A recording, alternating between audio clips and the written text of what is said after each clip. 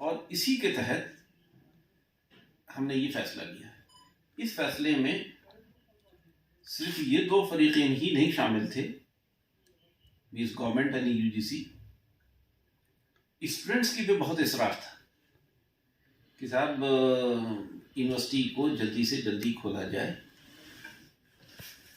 जिस मेयार की teaching offline हो सकती है वो मेयार ऑनलाइन नहीं हो सकता, लेकिन हमारी मजबूरियां थी, बच्चों की सेहत हमारे लिए सबसे इम्पोर्टेंट थी, हालात नहीं थे।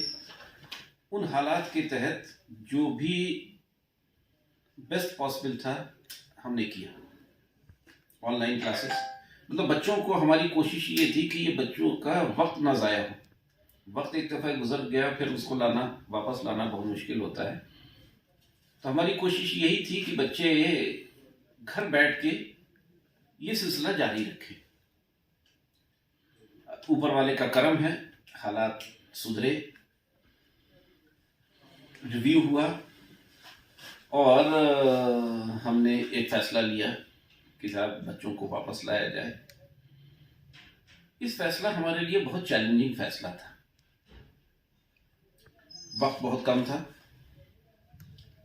और हम ये चाहते थे कि ये फैसला जितनी जल्दी से जल्दी हम इम्प्लीमेंट कर सके उतना बेहतर।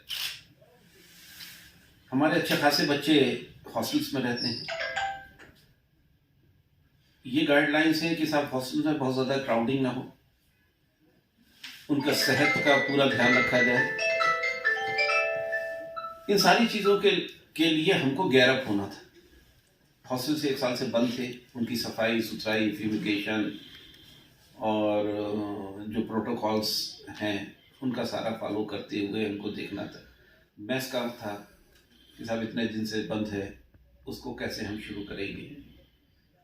लेकिन मैं इस चीज़ की तारीफ़ करूंगा कि हमारा जितना स्टाफ था, teaching staff, non teaching staff, सब ने वॉर फुटिंग पे काम किया और 3 दिन के अंदर अंदर हमने पूरी तैयारियां कर ली। हॉस्टल की सफाई, उनका फ्यूमिगेशन, सारी चीज़ें, उनके खाने का इंतज़ाम, सब कुछ करके, और फिर हमने स्टूडेंट से ये कहा कि जब आप यहाँ पे तशरीफ़ लाएं तो अपने साथ एक कोविड नेगेटिव का सर्टिफिकेट लेके आए। लेकिन ये था कि बच्चे हमारे कुछ गांव में भी रहते हैं जहां ये इमीडिएट फैसिलिटी नहीं हो सकती। उन बच्चों के लिए हमने यूनिवर्सिटी में भी जो सिविल इंतजामिया है उनकी मदद से कोविड टेस्टिंग फैसिलिटी का इंतजाम किया। हम ये इंश्योर करना चाहते थे कि जो बच्चे आ रहे हैं वो कोविड फ्री, ये उनके हक में बेहतर है, जो उनके और फेलो कलीग्स हैं उनके हक में बेहतर है, बाकी जो स्टाफ उससे एसोसिएटेड है सबके।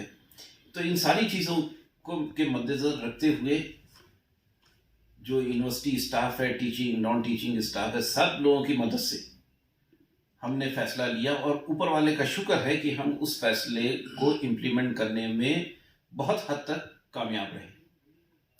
जिस मंडे से हमने कहा था कि साहब बच्चे आ जाएं और कल शाम को ही मैंने इसका रिव्यू लिया तो हमारी रिपोर्ट ये थी कि हॉस्टल में हमारे 100 से ज़्यादा स्टूडेंट्स आ चुके। तो ये बहुत बड़ी सक्सेस है यूनिवर्सिटी में एकेडमिक माहौल को वापस लाने की। ये सब स्टूडेंट्स का रिस्पांस किस तरह से है, क्योंकि 1 साल का वक्फा, ऑनलाइन क्लासेस जो हैं, हालांकि ऑनलाइन क्लासेस भी यूनिवर्सिटी में शुरू की थी लेकिन कुछ दिक्कत जो है वहाँ पर आ रही थी, इतना 2G चल रहा था, इतनी परेशानी थी, उनको इतना अच्छा पढ़ाई की नहीं हो रही थी। अब स्टूडेंट का रिस्पांस किस तरह से है, क्या स्टूडेंट से आपसे मुलाकात हुई हुई आपकी, क्या जनाब? मैंने तो पहले ही आपसे कहा कि स्टूडेंट्स की डेली बेसिस पे बहुत सी रिक्वेस्ट आ रही थी कि साहब यूनिवर्सिटी को आप स्टार्ट करिए वापस ऑफलाइन क्लासेस के लिए।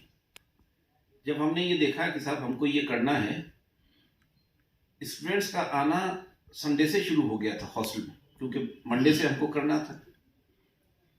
तो मैंने ये अपना फर्ज अवलीन समझा कि जो बच्चे आ रहे हैं उनसे 1-to-1 इंटरेक्शन करूं।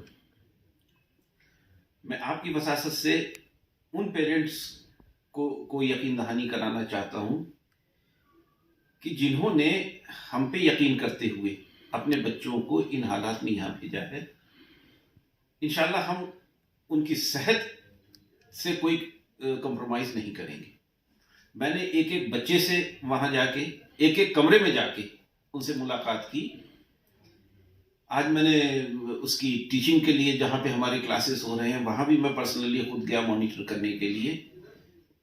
मेरा असेसमेंट ये है कि बच्चे यहाँ महफूज हैं, अच्छी तरीके से उनका स्टे है, हॉस्टल में भी बहुत खुश हैं। मुझे एक भी बच्चा ऐसा नहीं मिला जिसने ये कहा कि साहब हमें ये कमी है या ये है और हमारे लिए ये किया जाए। इसी साहब, यूनिवर्सिटी को चलाने के लिए सिविल सोसाइटी का एक अहम रोल रहता है। सिविल सोसाइटी को यूनिवर्सिटी के साथ जोड़ के यूनिवर्सिटी को आगे बढ़ाने के लिए क्या कदम जो हैं वो उठाए जा रहे हैं आपकी तरफ से, क्या कहें? जनाब, आपके ये बहुत ही अच्छा मुद्दा उठाया है कि एक तो ये है कि हमारा काम सिर्फ यही नहीं है कि हम बच्चों को पढ़ाएं उसके बाद जो है हम भूल जाएं। हमारा ये भी फर्ज है कि जब तक कि बच्चों का प्लेसमेंट नहीं हो जाता हम उनकी मदद करते रहें। दूसरी चीज ये है कि जिस खित्ते में इस टाइप के इदारे बनाए जाते हैं उसका एक मकसद ये भी होता है कि साहब उस इदारे का कैसे ऊपर आए, लोगों की मदद हो। बहुत सी स्कीम्स हैं यहाँ पे। इस यूनिवर्सिटी में हमने एक शुरू किया है कि हमको आज ही के लिए तैयार नहीं होना है, हमको वो प्लानिंग करनी है जो प्लानिंग अगले 15-20 साल के लिए हो। इस प्लानिंग की इसलिए और भी ज़रूरत है कि अब हमारे पास नई एजुकेशन पॉलिसी आ रही है। नई एजुकेशन पॉलिसी उसमें बहुत सी ऐसी चीज़ें हैं जो अब तक नहीं थी, तो हमको अपने को गेयर अप करना है अगले 15 और 20 साल के लिए। ये हमारे एक्सपर्ट्स जो हैं, जो इस फील्ड में हैं, उनकी मदद से बनेगी, लेकिन उसमें एक बहुत बड़ा हिस्सा होगा जो हमारी सिविल सोसाइटी है, उनका इन्वॉल्वमेंट। वो क्या चाहते हैं, कौन सी ऐसी चीजें हैं जो हम यहाँ पे उनके फायदे के लिए, उनके बच्चे के फायदे के लिए और इस खित्ते के डेवलपमेंट के लिए हम कर सकते हैं। इस चीज के लिए हमने कल ही अखबार में एक अपील दी है कि जनाब हमारा ये प्रोग्राम है कि हम अगले 15 साल तक के लिए प्लानिंग कर रहे हैं, हम उसमें एक्सपर्ट्स की राय जरूर लेंगे, लेकिन हम आपकी भी राय जानना चाहते हैं, आप क्या हमसे चाहते हैं। हमने उनको 1 महीने का टाइम दिया है और उस पर ईमेल भी हैं और मोबाइल नंबर्स भी हैं, सारे हैं। जो भी लोग, जो भी हजरात हमको इस बारे में मशवरा देना चाहें, उन सारे लोगों का हम मशकूर होंगे अगर हमें वो अपना फीडबैक देते हैं कि वो हमसे क्या चाहते हैं, इस खित्ते के डेवलपमेंट के लिए क्या चाहते हैं।